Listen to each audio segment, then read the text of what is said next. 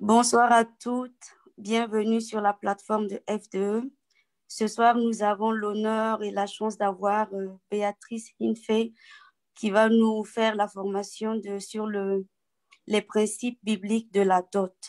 C'est une entrepreneuse de FDE qui se bat et qui fait des formations, qui aide les femmes à travers FDE et à travers le monde pour pour nous aider vraiment à nous réveiller et à bien nous comporter dans nos foyers et en tant que mère. Nous allons commencer notre formation de leadership de FDE. FDE, c'est l'organisation des faiseurs d'exploits international, qui est un réseau de femmes animées par le désir de servir le monde avec leur talent ainsi qu'un leadership dynamique. Nous nous réunissons 2 fois par semaine pour les proclamations matinales, le mardi à 5 heures du matin, heure de Paris, et vendredi à 5 heures du matin, heure de Paris aussi. L'ONG FDE International a pour vocation de poser des actions concrètes à travers le monde par le biais d'événements, de dons, de formations variées et d'infrastructures à travers le monde. Je vais passer la parole à Béatrice pour la formation. Merci Agathe, merci. Nous avons des femmes si extraordinaires, des faiseurs d'espoir, qui font des présentations extraordinaires. Je te remercie pour tout ce que tu fais pour cette association aussi. Bienvenue à la formation leadership dans Faiseurs d'espoir aujourd'hui. Et comme Agathe le disait, je suis Béatrice Hinfey. Je suis mère, entrepreneur. Je suis aussi un coach dans le domaine des relations de couple. Beaucoup plus motivation, encouragement aux femmes pour pouvoir être ce modèle de femmes qui ont réussi non seulement sur le plan entrepreneurial, mais qui réussissent aussi dans le domaine familial. Faiseurs d'espoir, c'est une association qui a 5 piliers de réussite dans sa vie. Ça veut dire, dans le domaine sanctification, nous travaillons beaucoup avec les femmes afin que les femmes puissent vivre la vie de sanctification selon notre Créateur. Nous avons le domaine de la famille. Nous voulons avoir des familles qui répondent aux désirs de Dieu et qui accomplissent la volonté de Dieu. Nous nous battons très, très fort pour pouvoir avoir l'exemple de la famille selon le cœur de Dieu. L'exemple de la famille qui vit dans le jardin d'Éden comme notre Créateur avait fait. À la création du monde dans le jardin d'Éden, c'était un milieu de paix, un milieu de joie, un milieu de sanctification pour la gloire de notre Dieu. Et donc, dans Faiseurs d'espoir, nous avons aussi le domaine de finance. Nous voulons que notre finance soit forte, que notre finance réponde aux désirs de notre Créateur, qui est le Dieu de l'or et l'argent. Nous avons aussi la relation avec les autres.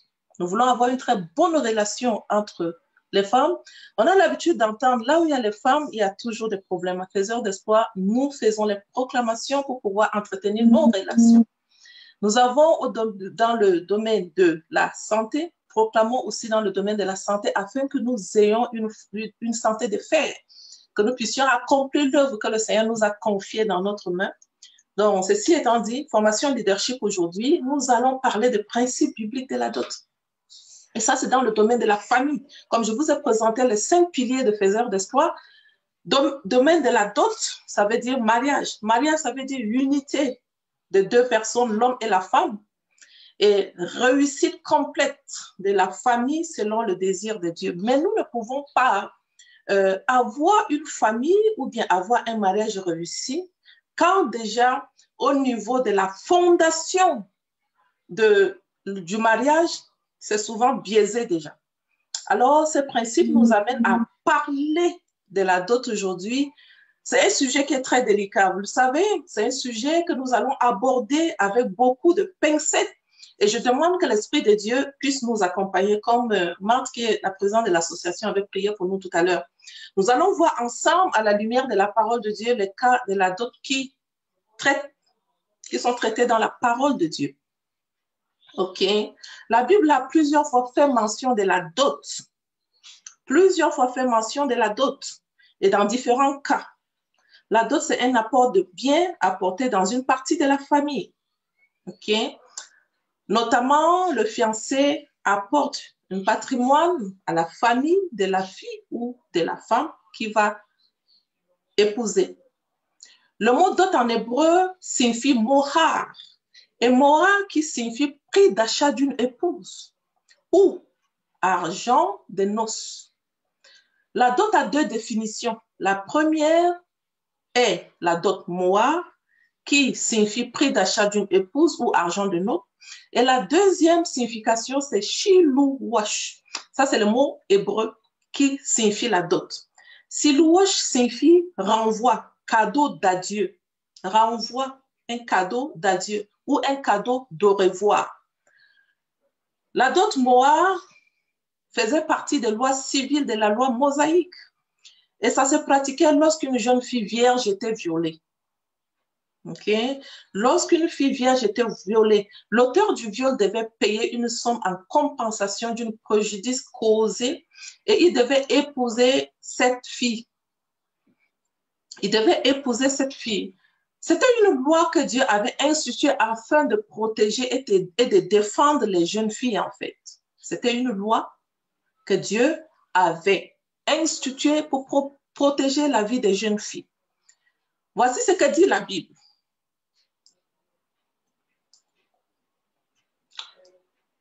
Je fais un saut. Donnez-moi une minute. Voici ce que dit la Bible par rapport à la dot des vierges.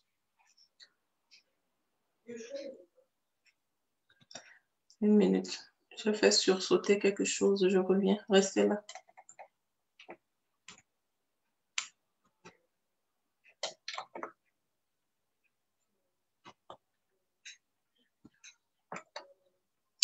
Donc, je disais, la dot mohar faisait partie des lois civiles mosaïques qui se pratiquaient lorsqu'une jeune fille vierge était violée. L'auteur de viol devait payer une somme en compensation du préjudice causé et il devait épouser la jeune fille. Alors, est-ce que la dot, c'est une pratique chrétienne? Pour une meilleure compréhension des Écritures, nous devons noter que le mot hébreu, qui signifie achat d'une épouse, argent de noces, selon la Bible, avant tout, c'est un prix d'achat d'une épouse. Et l'argent de noces, comme le cas de Jacob, dans Genèse 31, 14. La Bible dit très bien, l'homme quittera son père et sa mère, et la Bible n'a pas ajouté, après avoir payé la dot. Non, on ne lit pas ça dans la parole de Dieu. Il dit, l'homme quittera son père et sa mère, s'attacheront et deviendront une seule chair. En aucun cas, nous trouvons la parole de Dieu qui ajoute après avoir payé la dot. On ne retrouve pas ça dans la parole de Dieu. Alors, lorsque nous retournons dans les premiers versets de la Bible, dans Genèse 2, 24, nous lisons, c'est pourquoi il quittera son père, quittera sa mère, s'attachera à sa femme, deviendra une seule chair. Et notons dans cette recommandation, Yahweh notre Dieu ne parle pas de dot pour unir un homme et une femme. Voyons donc à quel moment la Bible en parle. Parce que nous trouvons la dot dans la Bible, ça c'est clair. Le mot dot est dans la parole de Dieu. Le mot dot est dans la Bible.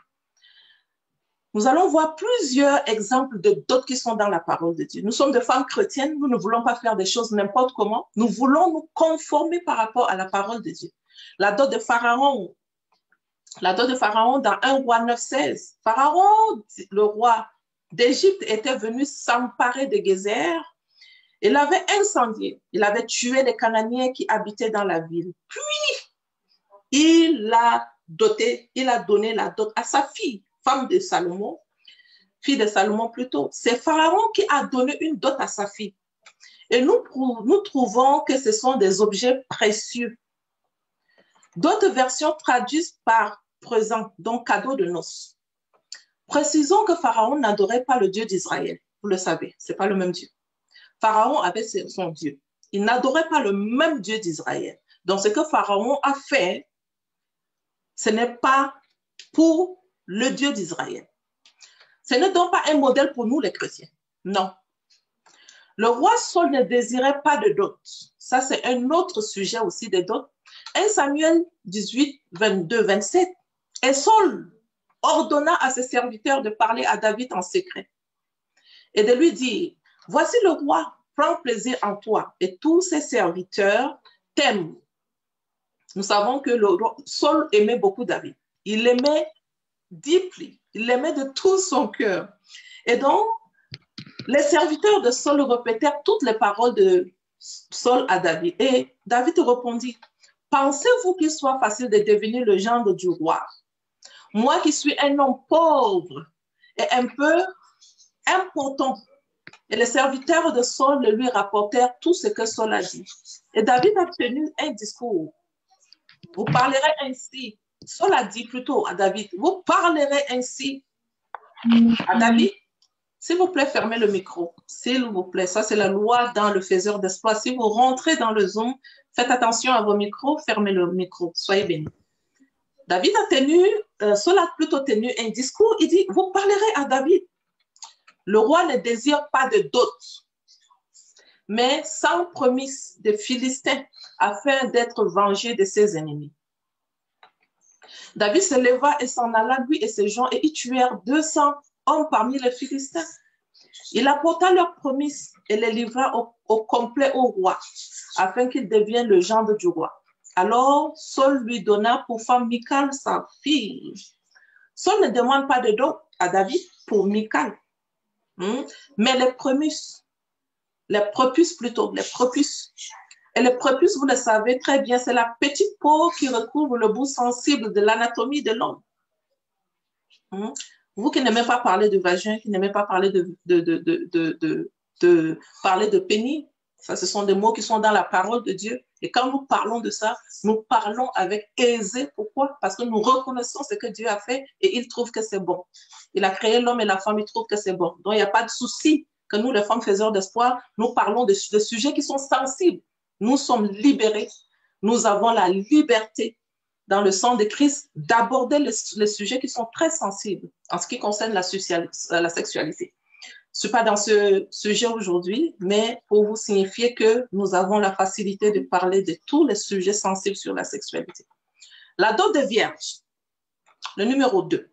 Nous avons vu en première partie la dot que David avait donnée au roi Salomon, au roi Saul pour épouser sa fille Milka. La dot de vierge, ça c'est la dot qui se pratiquait dans l'Ancien Testament. Fermez le micro, s'il vous plaît. Exode 22, 16. Si un homme séduit une vierge qui n'est pas fiancée et couche avec elle, il payera sa dot. D'où vous allez entendre beaucoup de personnes dire la dot est dans la Bible. La dot est dans la Bible. On ne le refuse pas. La dot est dans la Bible. Maintenant, on va aller pas à pas pour que vous compreniez aujourd'hui. Oui, la dot est dans la Bible, mais les pratiques de la dot se font comment dans la Bible? La dot des vierges. Exode 22, 16, 17. Si un homme séduit une vierge qui n'est pas fiancée, donnez-moi une minute.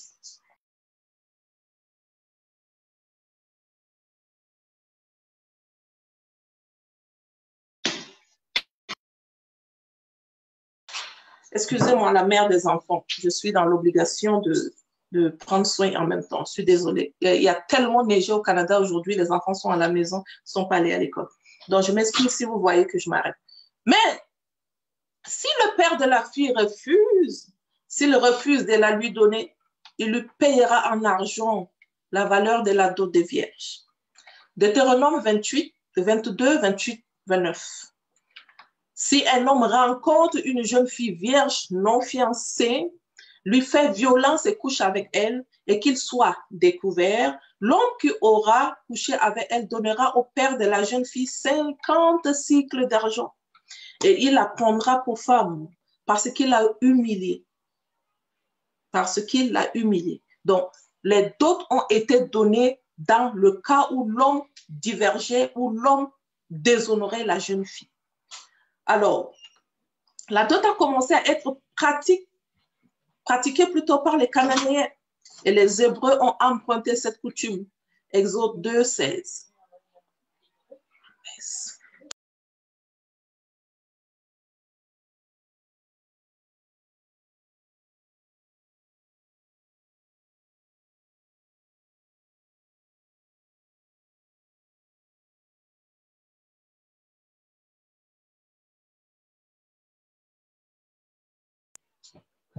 On va arriver. Pardon.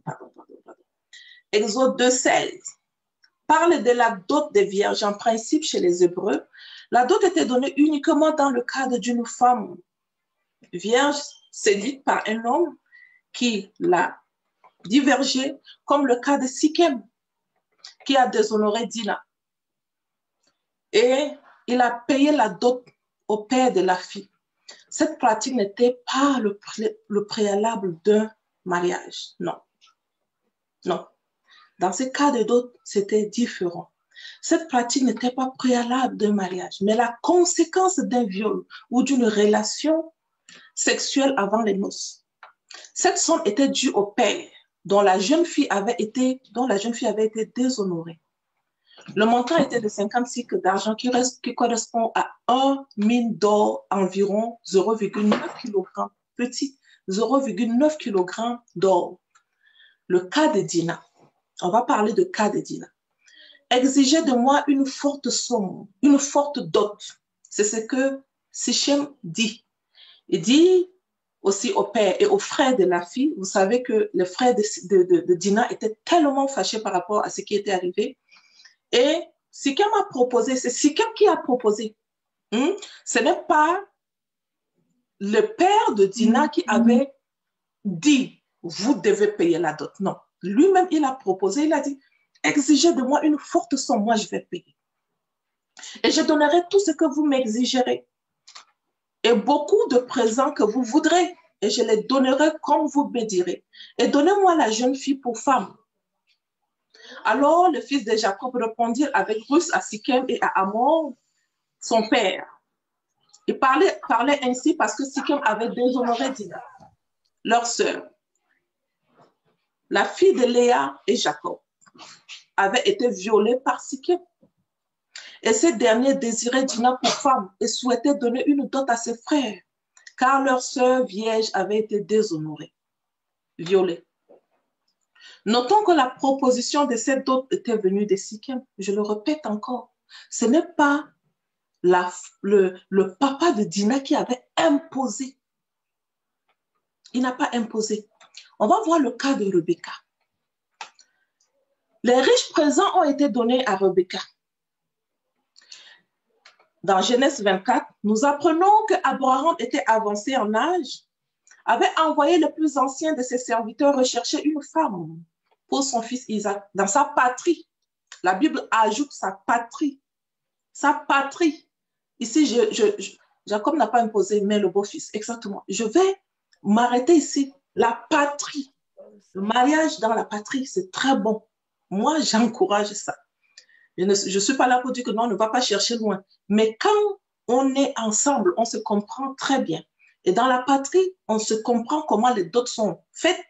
On se comprend. Donc, dans sa patrie et ses parents, le serviteur partit donc s'en alla en Mésopotamie dans la ville de Nachor. C'est dans cette contrée près d'une source d'eau qu'il va rencontrer Rebecca, celle qui deviendrait par la suite sa femme. Après que le serviteur eut dialogué avec Laban, le frère de Rebecca est Bethuel, père de Rebecca, dont on voit c'est l'affaire de famille.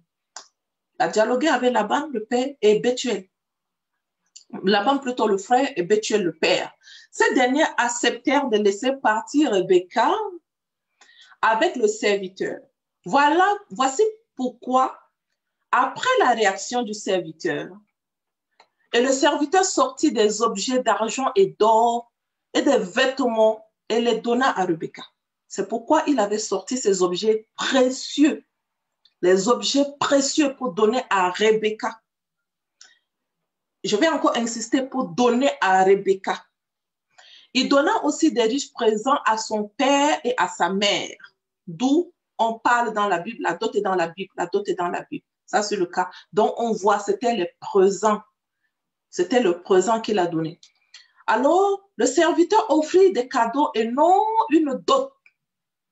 Et nous voyons ici que les parents de Rebecca n'ont rien exigé au serviteur non plus. Vous qui vendez vos enfants là, dans la Bible, On va prendre l'exemple de Rebecca, on va dire que, oh, il y a la dot de Rebecca. Mais quand tu lis l'histoire de Rebecca, tu trouves que Laban n'a pas exigé la dot au serviteur. C'est lui qui a donné. Donc, il pouvait donner peu, comme il pouvait donner gros. Personne ne lui a exigé. Vous voulez trop prendre l'exemple que c'est écrit dans la Bible. Quand tu lis ça, tu ne vois pas que les parents ont exigé. Donc, je ne sais pas où on est parti ramasser cette histoire que nous vendons nos enfants, que nous demandons gros, que nous... C'est-à-dire que c'est devenu de l'esclavagisme, c'est la vente de nos enfants. Ah, il y a la dot dans la Bible. Ah, il y a la dot dans la Bible. Il y a l'histoire de Rebecca. Mais quand tu lis l'histoire de Rebecca, le père de Rebecca n'a rien demandé. Quand tu lis l'histoire de Rebecca, les frères de Rebecca n'ont rien demandé. Et ils ont donné du bien, les objets qui sont précieux, ils ont donné ça à Rebecca. Aujourd'hui, parfois, on s'en fout même de la fille. C'est toute une population derrière le père, la mère là-bas qu'il faut soulever tout ce que tu as pour aller donner. Si tu n'as rien, on ne te donne pas. Et on dit la dot est dans la Bible. Je continue. La dot de Léa et Rachel. Léa et Rachel ont pleuré à Jacob sur leur propre dot. Je répète, Léa et Rachel ont pleuré sur leur propre dot. Elles ont répété par 2 fois le mot manger en disant notre père a mangé. C'est ce qui se passe aujourd'hui. Vous prenez l'argent de vos enfants, vous mangez et vous faites manger vos frères, vos amis, tout le monde et vous dites que c'est dans la Bible. Léa et Rebecca ont souffert de ça. Ok? C'est terrible. On discute les prix des filles comme des marchandises. Vous aurez des comptes à rendre. Moi aussi, j'aurais des comptes à rendre si je répétais. Mais je connais déjà la parole de Dieu et je n'exigerai pas de grandes choses pour pouvoir marier mon enfant. Elle a de prix. Elle a été payée trop cher. Christ a payé trop cher. Elle a beaucoup de valeur. Et donc, ce n'est pas l'argent que je vais négocier sur la tête de ma fille. Je le répète et je vais le dire devant tout le monde. S'il y a la coutume qui va venir me dire, mais quelle est cette femme qui parle comme ça? La coutume, je suis en Christ. Et mon Dieu reconnaît 3 autorités, l'autorité parentale, l'autorité civile et l'autorité de Dieu. Je le sais très bien. Mais quand je lis la parole de Dieu, je ne trouve pas cette souffrance que nous imposons au mari de nos filles aujourd'hui. Donc, et dans 2 Corinthiens 12, 14, Paul dit, ce n'est pas en effet aux enfants d'amasser pour les parents, mais aux parents pour leurs enfants. Qu'est-ce que vous faites de cette parole? Comme vous voulez que c'est les enfants qui se marient pour pouvoir vous amener. Qu'est-ce que vous faites de la parole de Dieu qui vous dit, ce n'est pas aux enfants de ramasser pour les parents, mais aux parents pour leurs enfants. 2 Corinthiens 12, 14. Tu vas dire quoi à Dieu? Quand tu as imposé que ta fille se marie à quelqu'un qui a beaucoup d'argent pour te donner la dot, qu'est-ce que tu vas répondre à Dieu? Nous tous, on aura de comptes à rendre. La vérité va nous affranchir. On apprend en Genèse 29 que Jacob était auprès de son oncle Laban. Il voulait épouser Rachel, la cadette. Oui, je reviens. Sikem a épousé, je pense qu'il a épousé Rachel. Je pense qu'il a épousé, mais je reviens pour pouvoir t'expliquer ça après. Pour le moment, je continue parce que je ne veux pas m'arrêter pour pouvoir répondre aux questions. Ça risque de me déstabiliser. Il proposa à son oncle de le servir 7 ans pour Rachel. Au bout de 7 années, pendant la nuit de noces, Laban trompa Jacob. Voilà un père qui est rusé, qui se trouve très intelligent, méchant, et je sais, c'est sûr qu'il a rendu compte à son créateur. Aujourd'hui, on trouve encore les parents qui font des choses pareilles. Pendant la nuit de noces, Laban trompa Jacob en envoyant auprès de lui Léa, sa fille aînée. Jacob dut travailler encore 7 ans, méchanceté d'un père. 7 ans supplémentaires pour avoir enfin Rachel, sa femme. Il avait aimé Rachel. Ce n'était pas Léa qu'elle avait aimé. Après 20 années de service auprès de son oncle, Jacob décida de prendre ses 2 enfants. C'est bien, ses enfants et retourner dans sa patrie. Voici le point de vue des femmes de Jacob au sujet du comportement de leur père. Genèse 31, 14, 16. Alors Rachel et Léa lui répondirent et dirent, avons-nous encore quelques portions et quelques héritages dans la maison de notre père? ne nous a-t-il pas traités comme des étrangères? Ça veut dire, la manière dont il nous a vendus, 7 ans de travail, 14 ans. Elle pose la question, est-ce que on a encore quoi? Parce qu'il a tout pris de notre mari. Il nous a traités comme des étrangères. Il nous a vendus même. Il a mangé notre argent. Un père qui n'est pas bon. Et la fille le ressent. Elle sent que ce que mon père a fait à mon mari n'est pas bon. J'aurais aimé qu'il y ait des papas ici pour écouter ces choses-là. Mais maintenant, je sais que c'est la génération de femmes qui sont en train de se lever. Et cette génération de femmes, je prie que Dieu ne vous donne pas des maris avares qui vont faire ce genre de choses à vos enfants. Ça se négocie dans la prière. À partir de maintenant, si tu n'es pas encore marié, déclare avec moi que je ne marierai pas un homme qui va vendre ma fille. Je ne marierai pas un homme qui va se comporter comme ça. Non. Jusqu'à ce que l'enfant dise, il a mangé, il nous a vendus, il a mangé notre argent. Si nous considérons que Jacob a donné une dot à Laban pour Rachel et Léa, il faut donc considérer la dot comme parfois vendre les filles. Comme on est trop prêt à dire la dot est dans la Bible, voici les histoires de la dot dans la Bible. Il faut les étudier et vous verrez. Voici l'histoire de la dot dans la Bible. Ah, la dot est dans la Bible. Mais les pratiques de la dot sont déformées de nos jours. C'est devenu la manipulation, le commerce. Nous devons apprendre à négocier nos dots dans la prière. En effet, selon le propos de ces filles, Laban a rien dit clairement qu'il faut donner une dot pour valider l'union entre ces deux familles.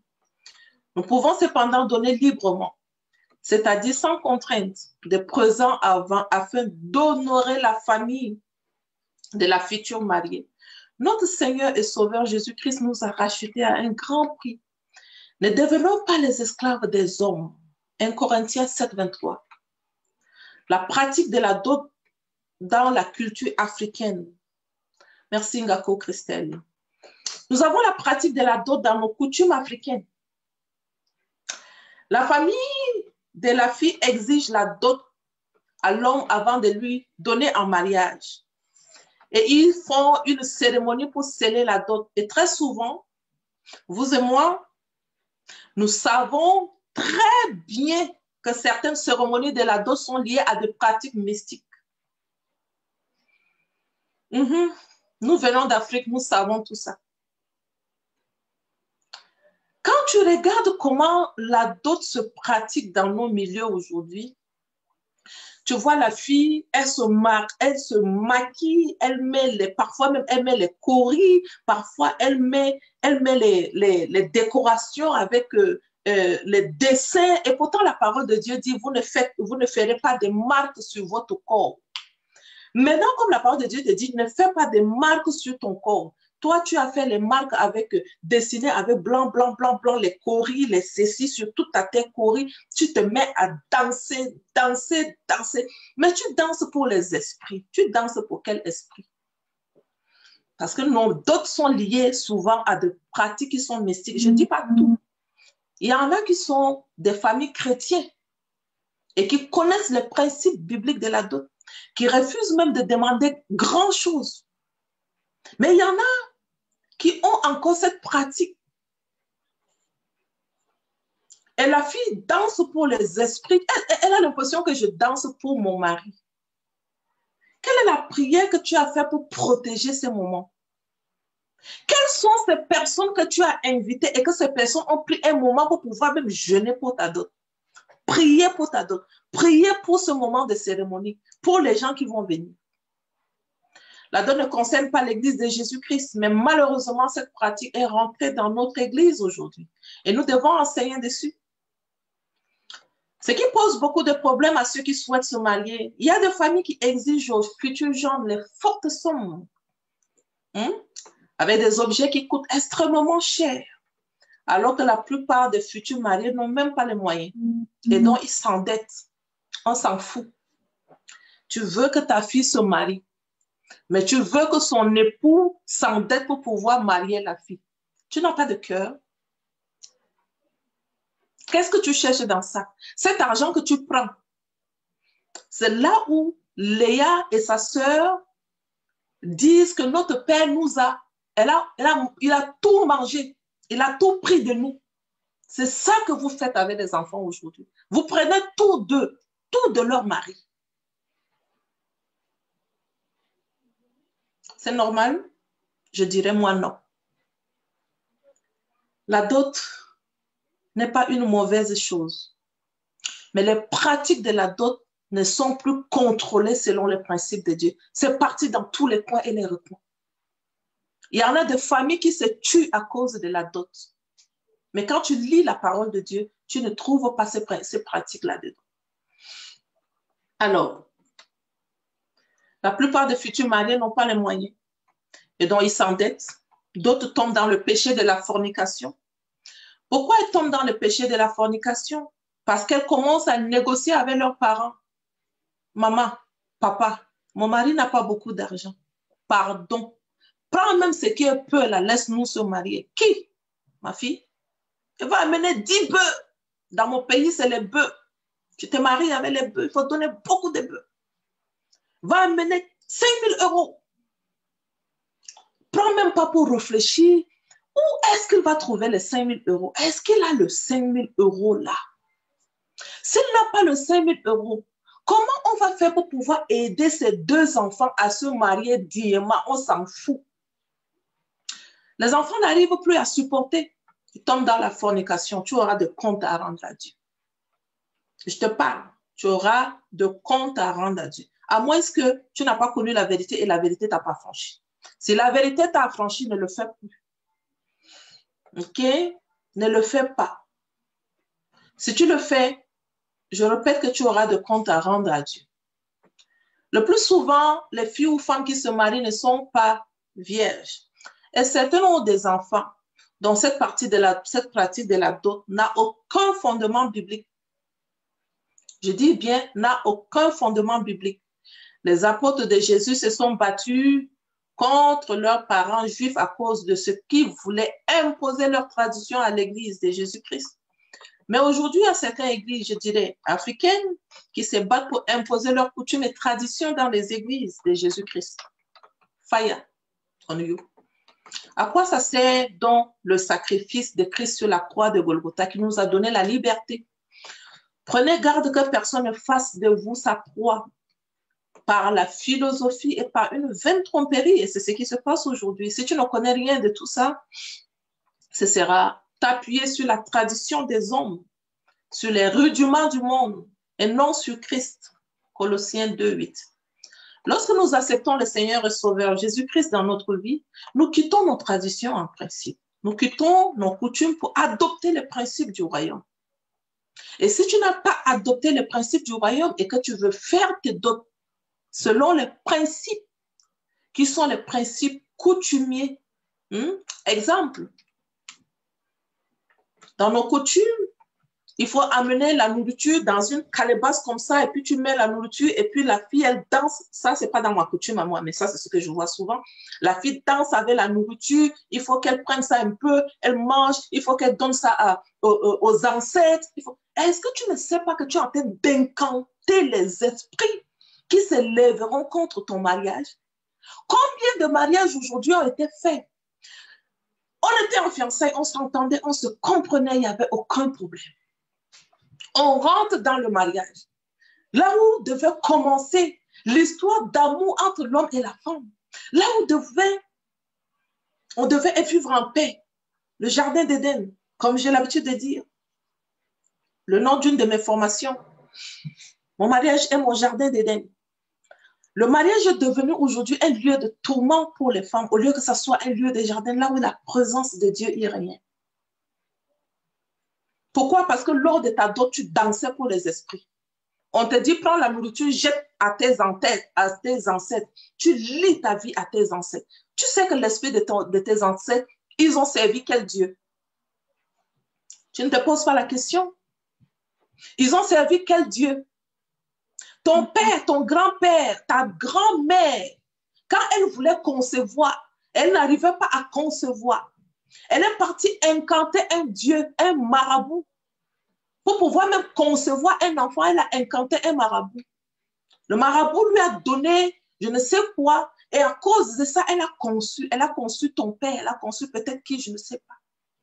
Leur vie est liée à ce Dieu-là. Toi aussi, on te dit, prends ça, envoie à tes ancêtres. Et toi, tu prends ton mariage, tu la vends à tes ancêtres parce que c'est la cérémonie des dots. Quelle cérémonie? Tu ne réfléchis pas un peu. On ne réfléchit plus. La vérité ne nous affranchit plus. Parce que les autres font comme ça, nous aussi, on va faire comme ça. C'est le respect de nos parents, certes. La dot, c'est le respect de nos coutumes. Mais il y a certaines coutumes que tu peux t'asseoir. Et dans la prière, tu commences d'abord à détruire ce qui a été fait, le fondement de cette coutume. Et tu te dis que non. Mais mon arbre généalogique, il y a certaines choses qui se sont faites. Vos dots là, vous dansez, vous faites certaines choses. Je coupe ça. Je mets le sang de Jésus. J'asperge le sang de Jésus. Je brandis le sang de Jésus à ce niveau. Et je coupe vos pratiques. Ça ne se lie pas à mon mariage. Mais je ne vous dis pas, ne faites pas la dot. Vous devez le faire parce que c'est ce que vous voulez le faire. Je ne veux pas danser pour les esprits. Je ne devais pas danser. Mais les gens peuvent amener tout ce que vous voulez pour votre famille et on donne. Mais moi, je ne ferai pas ces choses. Tu as la liberté de le faire parce que c'est ton mariage. Mais tu ne peux pas refuser qu'on n'amène pas la dot à ton père et ta mère. Ce présent qu'on leur apporte, en principe, la Bible appelle ça, le présent, c'est un cadeau. La dot, là, ce sont des choses qui sont précieuses qu'on amène à la famille. Et ce n'est même pas une imposition. Je vous ai tout montré ici, qu'il n'y avait aucune famille dans la Bible ici qui avait imposé. Non. Je vous ai pris plusieurs exemples pour que vous compreniez qu'il n'y avait aucune imposition de la part. Comme vous voulez me dire qu'il y a la dot dans la Bible, il y a dot dans la Bible. Mais il n'y avait aucune imposition. Où est-ce que nous avons pris ce fondement d'imposition de la dot? Nous avons ramassé ça où? Si vous me dites que la dot est dans la Bible, je dis oui, la dot est dans la Bible, mais je ne trouve pas les impositions de la dot dans la parole de Dieu. Nous avons accepté le Seigneur Sauveur dans notre vie. Nous quittons nos traditions, nous quittons nos coutumes. Nous adoptons le principe du royaume de Dieu et donc nous devenons de nouvelles créatures. C'est aux chrétiens de dire à leurs parents qui ne connaissent pas le Seigneur que les coutumes et traditions ne sont pas praticables dans la nouvelle vie en Jésus-Christ. Les chrétiens doivent prier afin que le Seigneur touche le cœur de leurs parents, afin qu'il ne leur exige plus de dot extravagants, car c'est contraire à la vie en Christ. La Bible dit, c'est pour la liberté que Christ nous a affranchis. Demeurez donc fermes et ne vous laissez pas mettre de nouveau sous le joug de la servitude. Femme, tu veux encore continuer à te mettre sous le joug de la servitude? Non. Quand il t'a libéré, ce n'est pas que tu viens, tu te mets sous le joug de l'homme parce que la famille a exigé des gros montants de dot sur toi. Non. Où est ta liberté? Là est la liberté. En Christ, c'est la liberté. En Christ, ce n'est pas de l'esclavagisme dans le mariage. Où est partie ta liberté? Tu peux parler à la situation de la dot dans laquelle on veut te faire esclave. Tu peux parler à cette situation et tu peux, avec l'autorité d'un enfant de Dieu, tu dis à Satan, je te vois venir. Mais pour mon mariage, je ne te laisserai pas faire ça. Je détruis la coutume là. Je détruis ça. Je détruis ça. Pour moi, si eux, ils veulent le pratiquer, ça c'est pour eux. Mais connecté à mon mariage, je coupe le lien. Je ne dis pas qu'il ne faut pas aller donner les présents. Tous ces présents qu'ils ont demandés, en bonne et due forme, on peut donner. Mais en même temps, il faut leur faire comprendre. Quand on lit la parole de Dieu, ce n'est pas une imposition. Quand vous voulez me dire, oui, c'est dans la parole de Dieu, toi, aujourd'hui, je t'ai donné les passages bibliques qui te disent que voici ça, tac, tac, tac, tac, tac. OK? Si Jésus, ses apôtres, n'ont enseigné sur la dot, parce que quand on parle de la dot, on repart dans l'Ancien Testament. Toute l'histoire de la dot est dans l'Ancien Testament. Mais quand tu viens dans le Nouveau Testament plutôt, ni Jésus, ni les apôtres n'ont enseigné sur la dot. Nous devons donc revenir à l'évangile de Jésus-Christ. Je vous en supplie. Revenons à l'évangile de Jésus-Christ. Si nous avons accepté vraiment Jésus-Christ, revenons à l'évangile de Jésus-Christ. Dans quelles conditions peut-on parler de la dot? Je répète, dans quelles conditions on peut parler de la dot? On ne peut parler de dot que lorsque deux autorités du côté de la femme et de celui de l'homme s'engagent et décident de laisser leur enfant vivre ensemble. C'est d'ailleurs pourquoi le serviteur d'Abraham, je vous ai parlé tout à l'heure de la dot de Rebecca, on parle lier nos enfants nous-mêmes. Ouais. C'est pour cela, le serviteur d'Abraham avait donné, il s'est d'abord préoccupé de savoir qui était l'autorité de Rebecca pour traiter avec elle. Dans le domaine de la dot, si vous voulez me dire que la dot est dans la Bible, il faut aussi savoir que ça engage l'autorité. Qui est l'autorité de la fille? C'est sur cette base que la dot doit être établie. À qui doit-on s'adresser en ce qui concerne la dot? Commençons par étudier la dot de Rebecca dans Genèse 24, 23. Et il dit, de qui est cette fille? Dis-le-moi, je te prie. Y a-t-il dans la maison de son père de la place pour passer la nuit? Ici, tu vois en même temps que le serviteur d'Abraham, il a pris le temps de connaître la famille parce qu'il voulait même passer la nuit chez eux. Il voulait passer la nuit dans la famille. Aujourd'hui, quand les dots se passent, la famille de l'homme et la famille de la fille, c'est-à-dire que c'est les chicanes, les tracasseries, les problèmes. Vous voulez envoyer deux enfants ensemble et vous avez déjà bagarré sur l'argent fatigué. Quel est le fondement de ce mariage? Comment les enfants ne peuvent pas aller souffrir? Parce que même pour l'argent de d'autres, vous êtes déjà séparés. Les bagarres. Comment ça se passe? Exemple, je fais un exemple avec la pomme. Ils ont amené une pomme, ok? Ils prennent la pomme, ils regardent la pomme. La pomme que vous avez amenée qui a un peu de saleté comme ça, notre fille n'a pas de saleté, on ne prend pas ça. Tu as trouvé ça dans la Bible. Jésus-Christ a une église, il veut une église sans tache ni ride. Et l'église de Christ est sans tache ni ride. Ce n'est pas le coloris de saleté sur la pomme qui va changer la vie de ta fille. On ne veut pas ça parce qu'il y a l'argent là est petit. On voit même le pain qu'ils ont amené ici là. Ce n'est même pas le super wax. C'est une pain qui n'a pas de valeur. On ne donne pas. Dites à l'homme d'aller encore courir chercher l'argent pour pouvoir venir donner. L'homme souffre comme ça. Qu'est-ce qui se passe dans son cœur? Ce qui est dans son cœur là, il était, mais la femme là, elle va venir me préparer même quoi comme ça?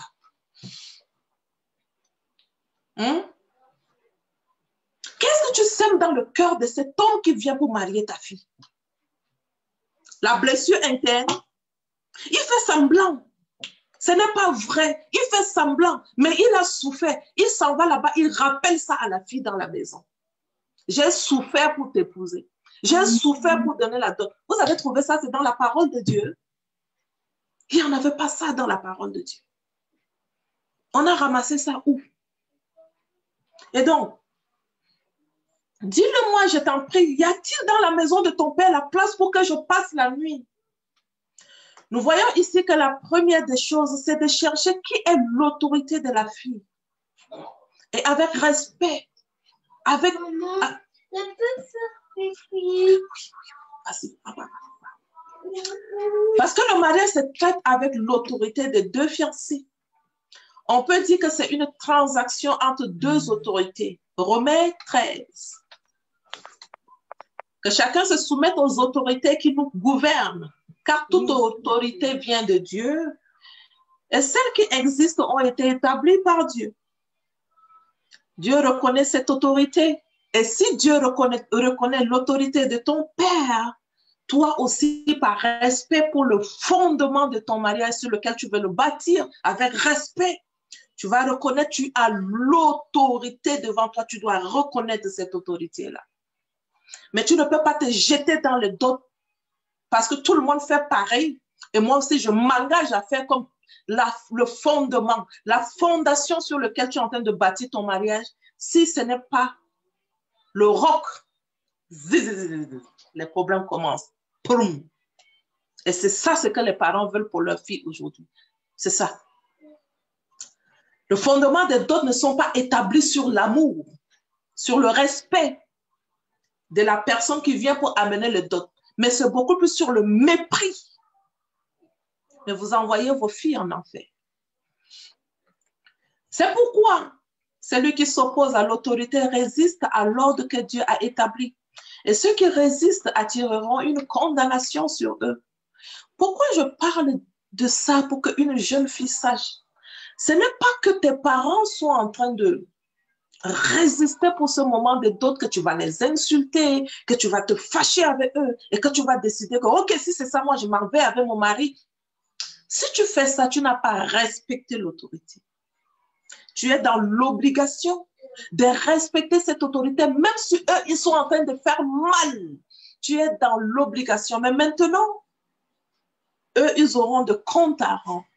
Mais toi, Dieu va te dédommager. La justice de Dieu n'est pas ta justice. Tu ne forces pas les choses avec la force. Comme ils sont en train de faire comme ça, tu vas te lever, tu vas les insulter, tu vas dire de gros mots et qui va amener la dot à se faire sur un fondement qui n'est pas bon. Non. Prends le temps de préparer ta dot dans la prière. Prends le temps de prier que les gens qui vont venir, que ces gens soient reçus avec respect. Que le peu de présents qu'ils vont amener, même si c'est peu qu'ils acceptent, que la famille accepte. La mort et la vie sont au pouvoir de ta langue. Je déclare que ma famille ne va pas exiger de grandes dots quand ils vont venir me doter. Je décrète que mon mariage, je vais même exiger dans la prière parce que mon Créateur m'entend, que mon père va demander 1000 €, pas plus. Dieu m'entend parce que je suis affranchie et payée à un grand prix et on ne me vend pas. On ne me vend pas. On ne négocie pas mon prix comme c'était le prix d'un animal. On ne négocie pas mon prix. Et donc, je négocie mon prix avec le sang de Christ. On négocie mon prix. Christ a déjà négocié mon prix. On ne me vend pas. Et ça se négocie dans la prière. Ça se négocie dans ta proclamation, jeune fille. OK? Il faut que tu saches ces choses-là. Sinon, l'ennemi va tout faire pour que le fondement de ton mariage soit sur le sable au lieu que ça soit sur un roc. Et donc, tu fondes ton mariage avec des problèmes. Non, ce n'est pas ce que je veux pour toi. Alors, est-ce que c'est une obligation que ce soit les parents, des conjoints qui viennent ou qui reçoivent? Il s'agit du responsable de la famille de l'homme et du responsable de la famille de la femme. Sachant que les parents peuvent décider de déléguer leurs responsabilités à qui ils veulent, le plus important est que cela soit traité par les différents responsables, autorités des familles. Genèse 24, 50 à 51. Laban et Bethuel répondirent et dirent, c'est de l'Éternel que la chose vient. Nous ne pouvons te parler ni en mal ni en bien. Regarde comment la famille qui réfléchit parle. C'est de l'Éternel que ces choses-là viennent. Nous ne pouvons parler en bien et en mal. Et ils lui disent, voici Rebecca devant toi. Prends et va. Qu'elle soit la femme du fils de ton Seigneur. On voit ici l'exemple. Vous voulez me dire, la dot est dans la Bible, n'est-ce pas? Ah, la dot est dans la Bible, la dot. Mais quand tu regardes l'histoire de la dot dans la Bible, ces gens-là, ils se sont chicanés, comme disent les Québécois. Ils ont fait des problèmes. Il dit, vas-y, il l'a libéré. Et il dit, ces choses-là, ça vient de Dieu. Ça ne vient pas de nous. Le mariage, c'est une institution de Dieu. On ne peut pas se chicaner, on ne peut pas se bagarrer. Il dit, voici Rebecca devant toi, prends et va avec. Et il lui dit, qu'elle soit la femme de ton fils, la femme de ton fils, ton Seigneur, comme l'Éternel l'a dit. Vous voyez ici, on sent l'odeur d'un mariage que Dieu a voulu. Le père ne prend même pas, le père, la mère ne prennent même pas le temps pour pouvoir prier. Est-ce que le mariage ici que ma fille est en train d'aller dedans, est-ce que c'est le mariage que Dieu a voulu? Est-ce que je peux déclarer ici que ces choses viennent de Dieu? Prends ma fille et pars avec. Tu vas payer 1000 euros. Je vois ici, c'est que tu as amené, tu as apporté. Il y a un peu de saleté. Je ne prends pas. Tu ne trouves pas ça dans la Bible. Ouais, s'il vous plaît. Pardon.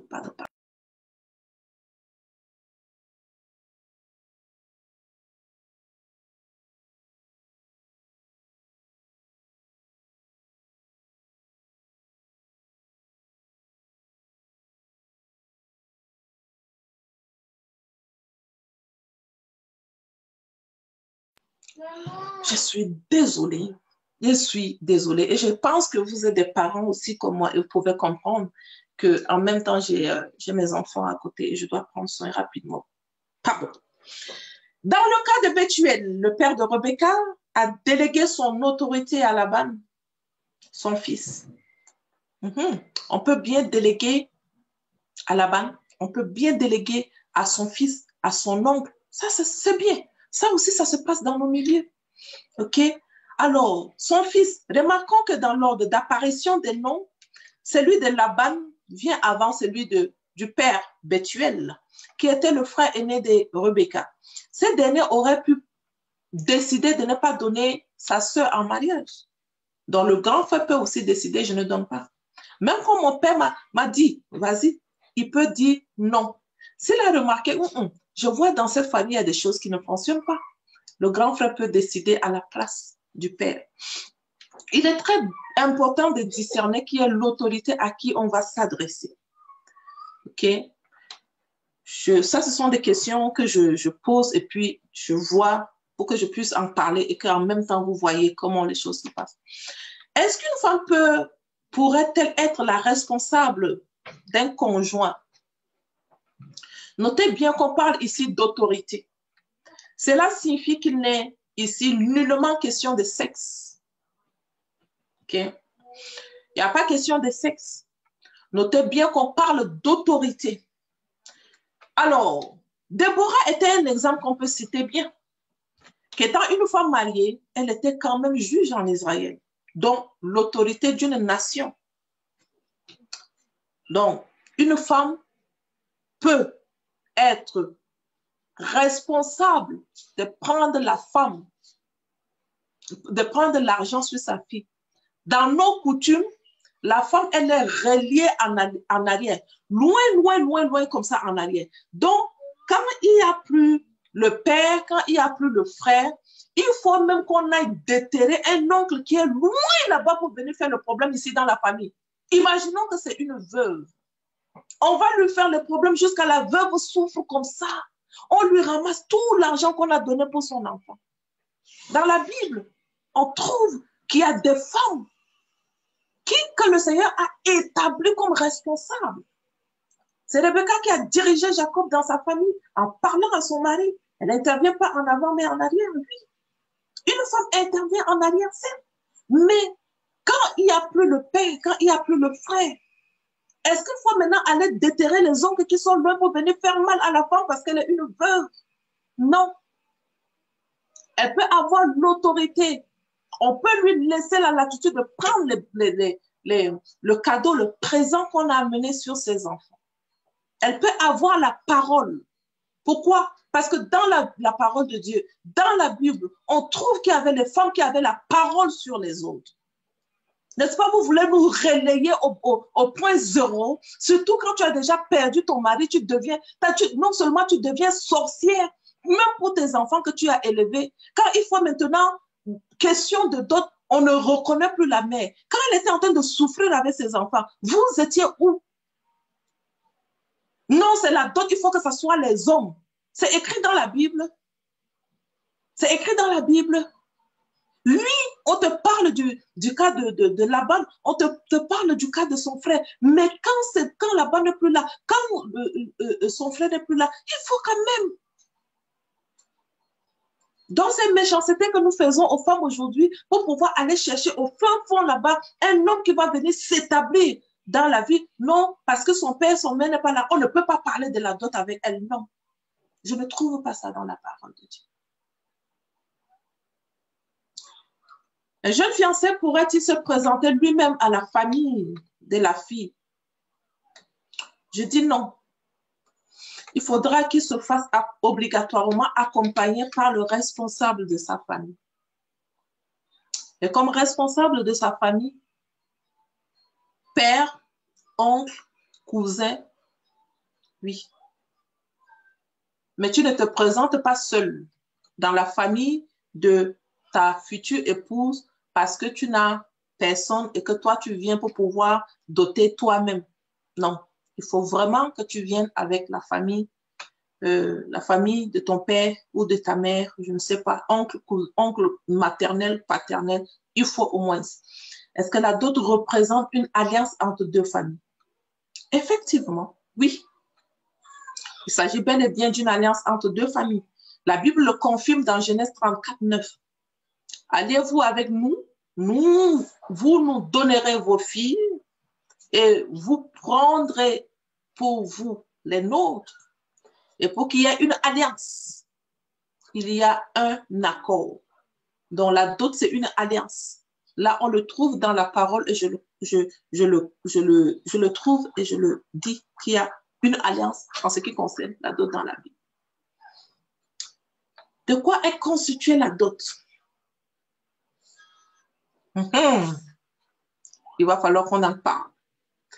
De quoi est constituée la dot? On est trop rapide pour dire la dot est dans la Bible. Maintenant, on va parler de quoi est constituée la dot. Dans Genèse 34, 11 à 12, Sichem dit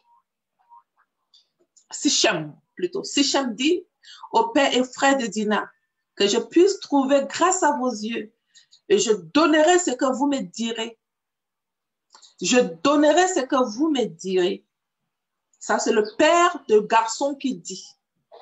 N'est-ce pas, il y a la dot dans la famille. Ce n'est pas le père de la fille qui lui a dit, tu vas donner ça, ça, ça. Tu vas donner 1000 pommes, 1000 poissons, 1000 ceci, 1000 cela, et tu vas donner 15 000 euros. Il dit que je puisse trouver grâce à tes yeux. Je donnerai ce que vous me direz. Exigez de moi une forte dot et beaucoup de présents. Et je donnerai ce que vous me direz. C'est lui. Alors accordez-moi pour femme la jeune fille. Ouais.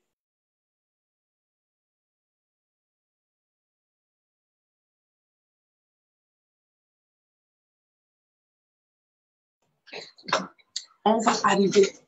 On va vraiment arriver. Ici, on voit que la dot, c'est un élément qui permet de trouver grâce auprès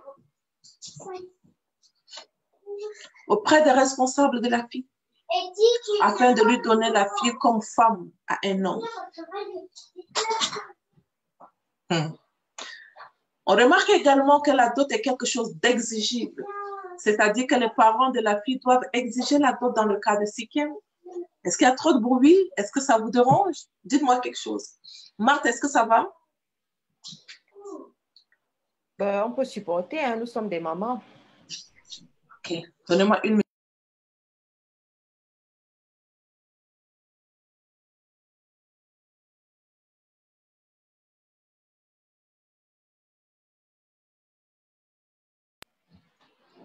Ok, je suis de retour. On prie qu'on puisse vraiment nous écouter. Dans le cas de Sichem, il parle même d'exiger une forte dot.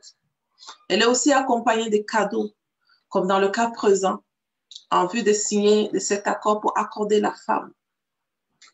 Question, comment faudrait-il procéder par la suite lorsque la négociation aboutit et que le prix de la dot a été fixé? Le serviteur fait alors des cadeaux aux frères et la mère de la fille, après quoi ils se réjouissent maintenant de la cérémonie de la dot de mariage. Par la même occasion, on constate, comme je le disais plus haut, que Bethuel, finalement lui-même, n'a rien eu. Bethuel n'avait rien eu, mais plutôt son fils, sa femme et sa fille.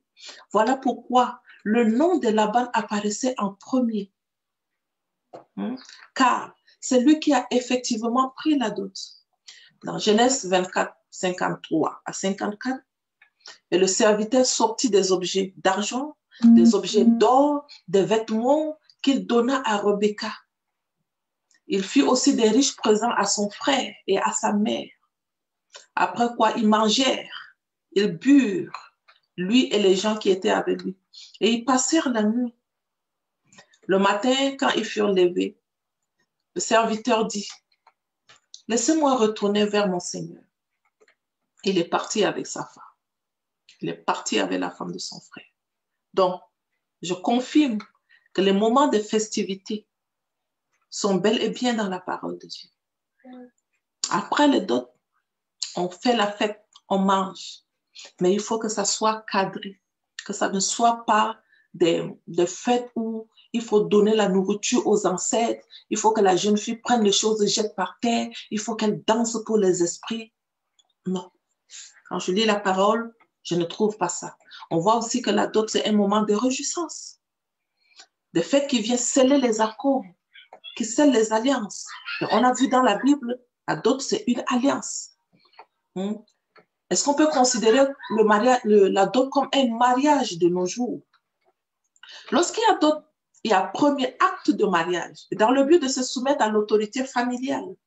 Et vous vous rappelez, tout à l'heure, je vous ai dit, il y a 3 autorités. Autorité familiale, autorité civile, autorité spirituelle. Okay? Donc, l'autorité parentale que Dieu a établie sur nous dans la famille. Remarquez ici, on parle de premier acte parce qu'il est précurseur. Cet acte, c'est un acte qui est vraiment précurseur. D'autres actes de mariage, comme l'acte civil, comme l'acte religieux, est très, très important pour pouvoir compléter et sceller l'institution de Dieu. L'acte d'état civil de mariage dans le but de se soumettre à l'autorité civile que Dieu a établie. Et c'est ça l'institution de Dieu. Familiale, civile, spirituelle.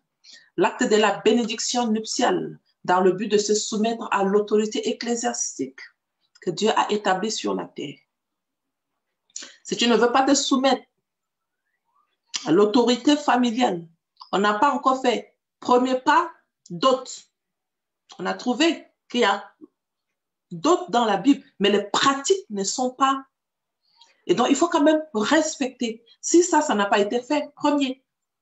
Je t'ai dit tout à l'heure que Dieu respecte toutes ses autorités, familiales, civiles, ecclésiastiques.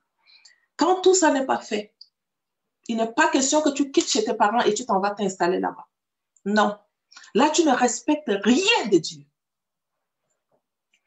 Tu ne respectes rien de Dieu. Et surtout, en ce qui concerne, pour boucler la boucle avec l'autorité ecclésiastique au niveau de l'Église, c'est ça qu'on appelle Dieu a scellé ce mariage. Soyons pas pressés avec le mariage. Pas à pas, respecte-les. Ce n'est pas ton institution. C'est une institution de Dieu. Donne du respect à cette institution-là. Pas à pas, et tu les respectes. L'acte conjugal, la consommation du mariage dans le but de fusionner, devenir une seule chair. À ce niveau, j'aime ça. Devenir une seule chair. Il n'y a pas de... Moi, je réfléchis gauche, lui, il réfléchit gauche. Non. Une seule chair, réfléchir ensemble. C'est ça, le mariage. C'est ça. On se complète, on se ressemble. Ce n'est pas un combat que lui, il me combat. Moi aussi, je le combat et dans le mariage. Non. J'aime beaucoup devenir une seule chair. Il y a un mariage lorsque les 3 actes sont réunis. Familial, civil, ecclésiastique, c'est-à-dire jusqu'à la consommation finale du mariage. Notons que dans certains cas, selon les régions et les localités, l'autorité civile et ecclésiastique, ici je vais parler du cas du Canada par exemple. On ferme le micro s'il vous plaît. J'en ai déjà assez pour gérer ici chez moi et je n'ai pas envie de gérer aussi dans le Zoom s'il vous plaît. Pardon. J'espère que vous me comprenez. Il y a eu trop de bruit de mon côté et je veux un peu de calme de votre côté. Merci. Donc, l'autorité civile et ecclésiastique peut être conférée à la même personne. Et c'est ce qui se passe ici chez nous au Canada. Je pense aux États-Unis aussi. Les pays où les pasteurs ils ont la délégation du gouvernement pour établir l'acte d'état civil. Le pasteur peut faire l'acte civil et la bénédiction en une seule fois. J'ai déjà eu des amis ici que quand ils ont fini de faire la dot, le jour du mariage, le pasteur bénit mariage civil, mariage religieux, et puis bonne chance, on s'en va consommer le mariage.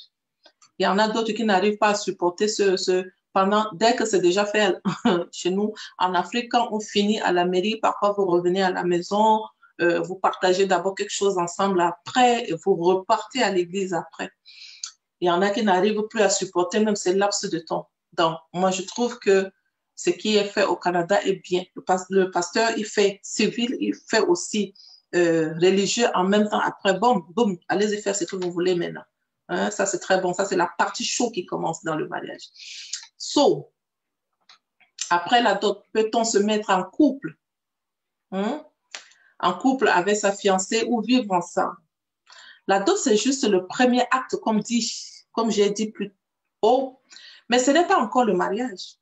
Donc, en principe, comme Dieu, je reviens encore dessus parce que je veux que vous le compreniez très bien, comme Dieu respecte, et c'est même dit dans la parole de Dieu, que ces trois autorités, Dieu les respecte. Donc, après la dot, ce n'est pas encore complété, il n'y a pas encore consommation, ce n'est pas encore le mariage. Donc, il n'est pas permis de se mettre en couple après la dot. Non, on attend. Mais dans certains pays, je prends par exemple le cas du Bénin. Au Bénin, quand on a fait la dot, la famille décide que c'est bon, tu peux partir avec. On s'en fout de ce qui se passe au niveau civil. Et maintenant, si la fille a un problème, si le mari meurt, on la met dehors. La même manière que tu es venu, c'est la même manière que tu repars. C'est comme ça qu'on veut? Non. Donc, s'il vous plaît, de grâce, si la dot est faite, ne laissez pas vos enfants partir comme ça. Faites un effort pour qu'au niveau de la mairie, que les papiers soient scellés d'abord. Parce que le monde d'aujourd'hui est méchant. La même personne qui est venue doter ta fille aujourd'hui peut devenir un loup dangereux pour toi. S'il y a un souci, il peut même décider comme ça, je ne veux plus de toi, quitte. La fille n'a rien fait. Satan a mis sa bouche dedans. Et sur la base de certains fondements que je viens de vous expliquer, lors de d'autres, ce qui se passe là-bas, hein, le mariage qui a été scellé sur un esprit des eaux, un esprit de mer, un esprit en dansant, boum, boum, boum, boum, pendant 2 ans plus tard, boum, je ne veux plus de toi, sors. Et pourtant, cet homme, il t'aimait comme il n'y en a pas. Qu'est-ce qui a fait que le mariage est devenu, ça s'est retourné comme ça contre toi? Il te dit de partir. Tu n'as même pas un seul papier pour lui dire, mon ami, la maison dans laquelle on vit maintenant, on a acheté ça ensemble. On a construit ça ensemble. Tu me mets dehors comme ça. Toi, tu vas prouver ça avec quoi? Parce que tu n'as rien. Donc, il te met dehors et tu perds tout. Ce n'est pas bon. Donc, après la dot, exige d'abord l'acte civil avant de dire qu'on m'a doté et que je dois partir. Et donc, dans certaines cultures, comme je vous disais, au bonheur, c'est ce qui se passe, mais c'est pas bon de nos jours de faire ce genre de choses. C'est ce qui est administratif, ce qui régit à la fois les décisions familiales, les décisions administratives et spirituelles. À ce moment-là, oui, on peut maintenant vivre ensemble, car les 3 actes qui permettent de vivre ensemble selon la Bible est fait. C'est l'exemple de Rebecca. Vous allez me dire qu'il n'y a pas ça dans la Bible. L'exemple de Rebecca, c'est un exemple de mariage. Déclare la faveur de Rebecca, la faveur de service. C'est une fille qui servait et son mariage a été waouh. La dot, l'état civil et la bénédiction nuptiale qui était faite par la même instance.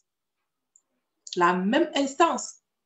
Mariage civil, son père l'a fait. Mariage religieux, coutumier, ça a été fait. Mariage religieux, civil, ça a été complété en même temps. Et mariage religieux, ça a été fait. Et c'est comme ça que Laban lui dit, va, on te donne ta fille, va avec. OK? So, quels sont les éléments qui constituent la dot? Le matériel. Et quelle est la somme de la dot? Ça peut être en espèces, ça peut être chez nous en Afrique, il y a plusieurs choses qui constituent ça. Donc, vous savez, dans mon pays, comme je vous disais tout à l'heure, les bœufs rentrent dedans. OK. Le bœuf rentre dedans. Il y a plusieurs choses qui rentrent dedans. Le mouton, la viande, le sel,